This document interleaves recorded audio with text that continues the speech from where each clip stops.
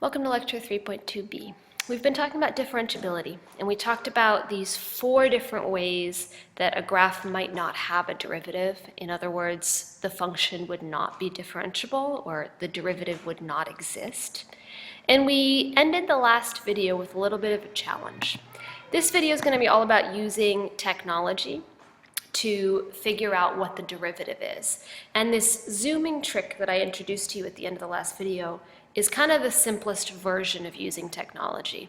So I had you graph these two functions, and let's take a quick look at it. This is the Desmos graph for those same two functions. If you notice here, if I can click, the two functions are actually right on top of each other, at least at first glance. If I'm going to go ahead and hide these functions, and we can look at what's happening, and I'm going to zoom in. And as I zoom in right on this point in the middle, at some point I noticed the two functions no longer look exactly the same. If you remember, the red function is the absolute value, and the blue function is this weird square root thing. I'm going to keep zooming in, and I'm going to keep looking at that middle point. What's surprising is that I now see that the two functions are actually really quite different. One of them, the absolute value, still seems to have a corner. In other words, we would say that the derivative does not exist at this point 0, 1. The other, this blue function, starts to smooth out, and it seems like these x values and y values would have a derivative. Well, the other way we had of saying this was this idea of local linearity. At this point, I have zoomed in enough that one of the functions looks like a straight line, and the other one still has a corner. If you can zoom in on a function to the point where it looks like a straight line, and it doesn't have to be horizontal, as long as it just looks straight, that means that that function is differentiable.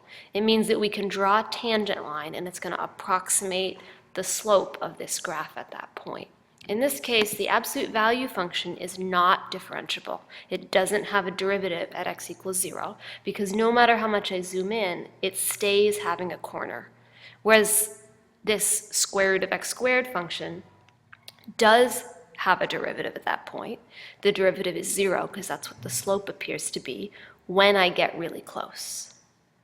All right, now, obviously you're not going to have Desmos with you on the AP exam. You will have it in class. It's a great trick. But what can we do outside of using Desmos? Well, let's take a look. I'm going to show you a YouTube video, actually. In this video, we want to work on finding the derivative of the function right away. In this video, a guy's going to teach you how to use your calculator to find the derivative at a point. Note that at a point is different than finding the entire derivative function. Take a moment to grab your graphing calculator if you don't already have it, and then I'll restart this video. Using our calculators. And for this particular video, I'll be using my TI-84, but you could also use it for a TI-83. Okay, so remember that when we're looking for the derivative of a function at a single point, we want to know the slope of that tangent line. And the good news is the calculator already has a function built in that will give us the slope of that tangent line.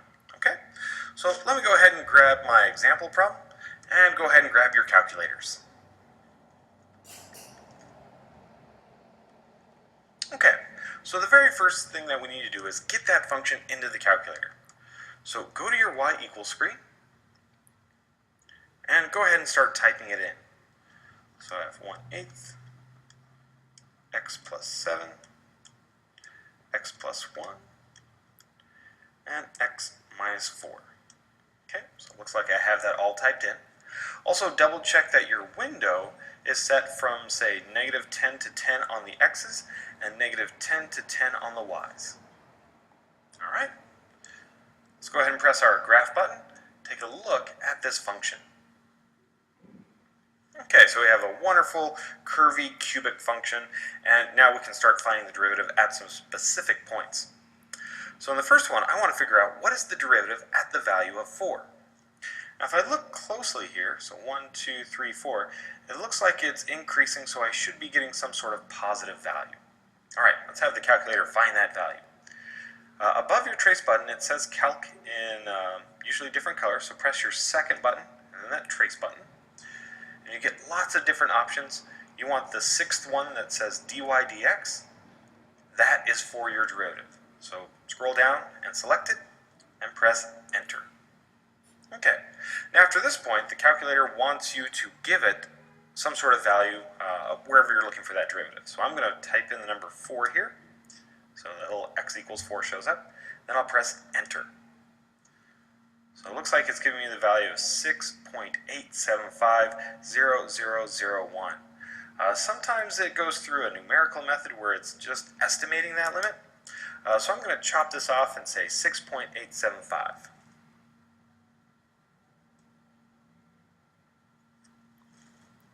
Alright, let's do another one of these. Let's find the derivative at -3. So this is on this part of the function. You can see that it's decreasing, so we should get a negative number. So second, calc, go all the way down to dy dx, press enter, and let's give it that value of -3. So type in -3, so x equals -3, yep, that's good. Press enter, and it looks like this is giving me the value of -2.75. There we go. Awesome. Now, every once in a while, you might want to work backwards. In other words, what value would the derivative equal 0? Well, for our particular function, it looks like it would happen in 2 different spots. Say either at this little local maximum or at that local minimum. Now, unfortunately, you can't just type into your calculator here, hey, find where the derivative is equal to 0, but you can use this feature to kind of estimate where that is. So let's take this first one. So I noticed that this minimum, it looks like the derivative is equal to 0, maybe somewhere around 2. And I can check if that is the case by actually just checking its derivative there. So I'm going to second calc, selecting the derivative, and let's see what the derivative is at 2. So x equals 2. You know what, it's pretty close to 0, but not quite. But if I was just trying to ballpark and say, it kind of looks like the derivative is 0 at 2, this might be a good estimate. Alright, if you want to find the exact value of where it equals 2, then you want to use, say, the maximum or the minimum function. So let's say I'm going to go to second calc, and that little bottom part, it looks like it's a minimum, so I'm going to select number 3 for minimum. And now I have to give it a few other values. So this minimum point, it looks like it's somewhere around 2. I need some point on the left side and on the right side of 2. So let's select 1 for our left bound, so x equals 1 for the left. And let's select 3 for the right bound. And our guess somewhere in between, let's go ahead and put that 2 in for our guess. So the computer will work for a bit, and it comes up that the minimum is somewhere around 1.8, maybe about 1.85. So we'll put that in as the place where our derivative is about equal to 0, okay? So if you just want to directly compute what the derivative is at a point, you got a nice function for that, and it'll give you a good estimate. If you want to work backwards, then oftentimes you have to think of some other tools that will actually give that to you, okay? So hopefully that helps out. If you want to see some more math videos, please visit mysecretmathtutor.com.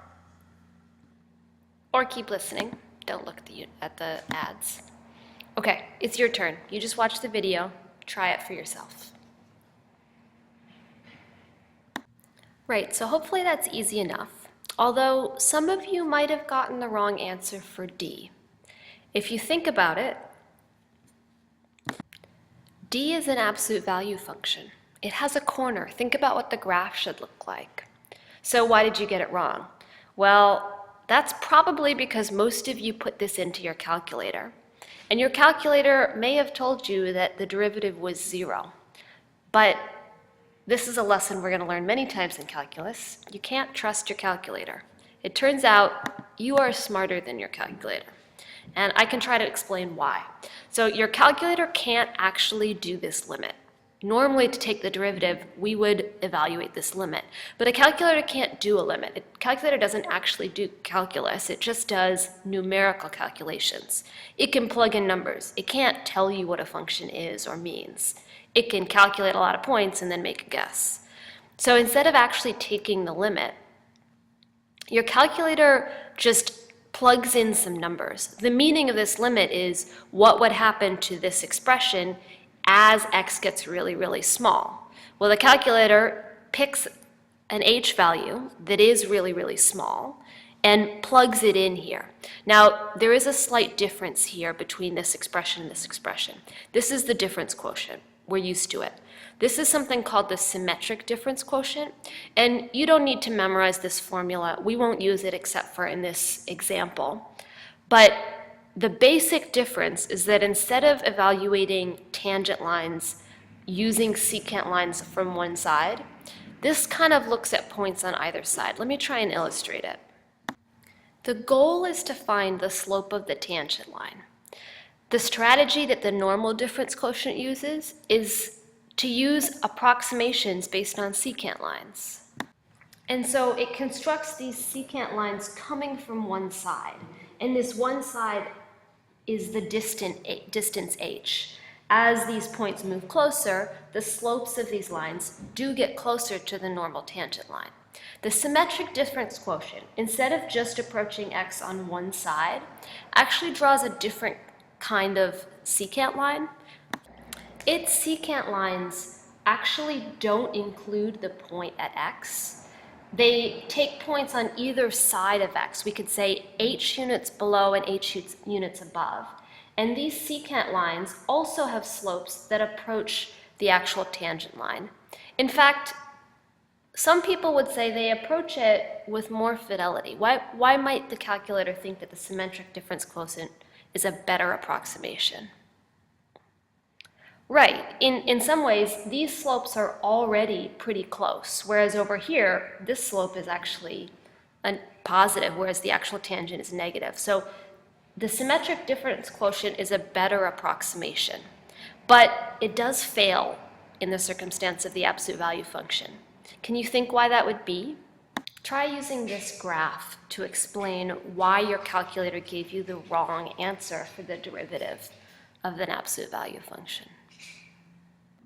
Right, so maybe you came up with the explanation that if we take these secant lines on either side of your x value, the secant lines all have a slope of 0. But that doesn't mean that the actual slope of the function at x is 0. And this is where you're smarter than your calculator. Your calculator thinks, okay, great, that's it. You know that the actual definition of a derivative is this limit. And this limit doesn't exist at a corner, because the slope on one side, or the limit of the slope on one side, doesn't equal the limit of the slope on the other. So your calculator is always going to screw up when you have a corner or a cusp or actually an infinite slope. But outside of that, even though your calculator doesn't really get it, that the limit doesn't exist here, there's no derivative, your calculator can actually still be pretty useful. And let me show you how. The n-deriv function, which is the math 8 function, is another way to get your calculator to find you the derivative at a point. It only works for the derivative at a point. So let's say, for example, I wanted to take the derivative of the natural log function at 2.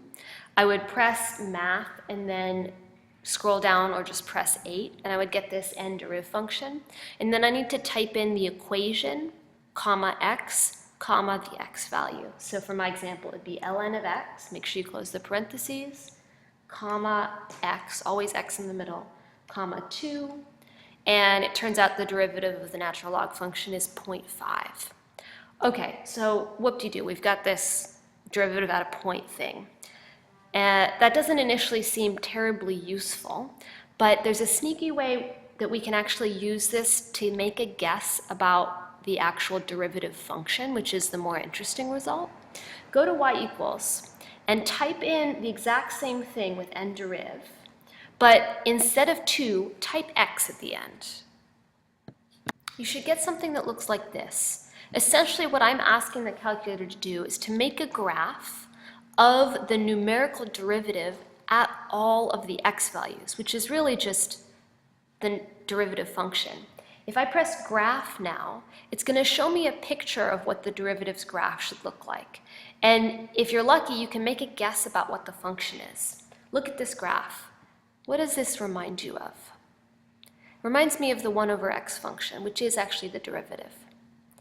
Now, these aren't all necessarily going to work out perfectly, but use that same technique. Again, it looks like this. Try the others. Be in.